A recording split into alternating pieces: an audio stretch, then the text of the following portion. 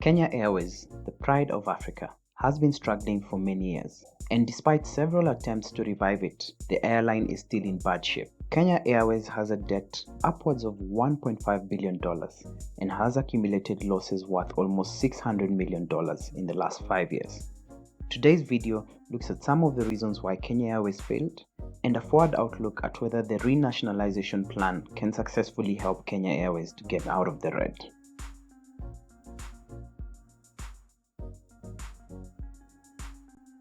The two main reasons why Kenya Airways failed was because of poor management decisions and operational inefficiencies. This led to Kenya Airways recording huge losses, and the share price has tumbled to very low levels. The Kenya Airways management's poor decision can be divided into two. The first is uncompetitive pricing, and the second is poor investment and asset planning. The first poor decision was uncompetitive pricing. You see, for the most part of the years when Kenya Airways was doing very well, it was the airline with the greatest number of connections to African destinations, and Kenya Airways priced highly based on this. The main issue, however, was that when other airlines increased their connections in Africa, Kenya Airways failed to price competitively. What happened then was that Kenya Airways failed to explore more African routes as African cities and destinations grew, thus making the airline less attractive to travelers. The second poor decision was around investment and asset planning. Based on a parliamentary report, it emerged that the Kenya Airways management made poor investment decisions around buying and leasing of aircrafts. This led to the airline being asset heavy and to take huge loans that they ended up being unable to pay. So what's the big plan to turn around Kenya Airways?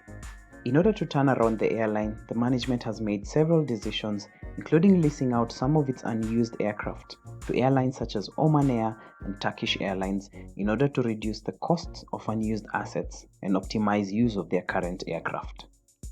Other ideas included the plan to take over the Jomo Kenyatta International Airport, Kenya's busiest airport. This plan was recently shot down by the Kenya Airports Authority, citing Kenya Airways having very weak financial strength to take over and run the airport. One more idea that has recently been placed in the limelight is the government's plan to renationalize the airline. You see, renationalization is just a fancy way of saying the government wants to buy out minority shareholders. The plan is that once the minority shareholders are bought out, the debt can then be converted to treasury bonds, thus allowing more money to be invested in the airline and possibly delivering Kenya Airways from its current muddy situation.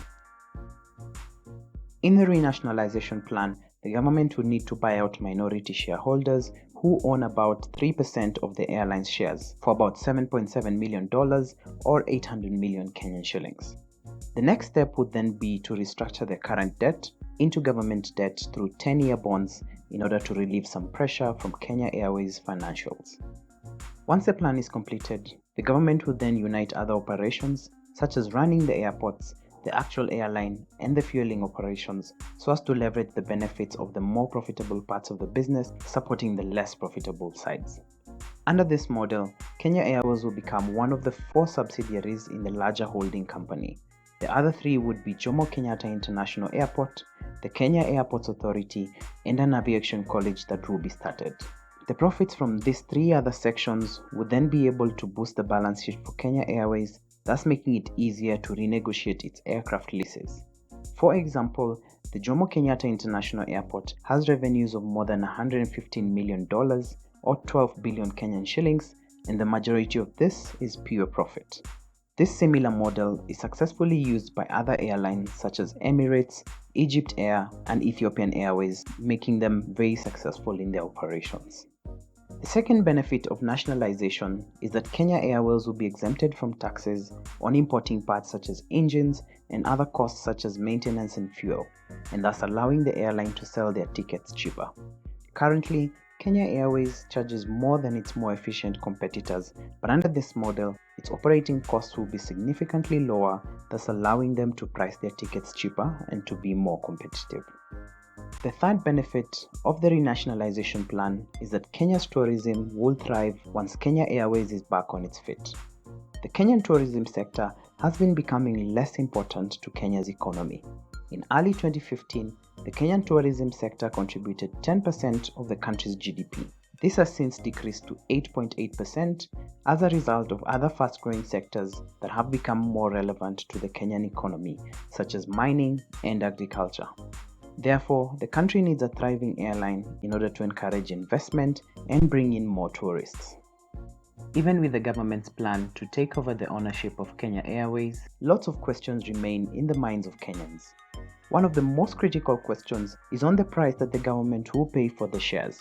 Current shareholders of Kenya Airways have borne losses as a result of the share price tumbling from the high of 13 shilling and 50 cents in 2014 to the current price of 4 shillings.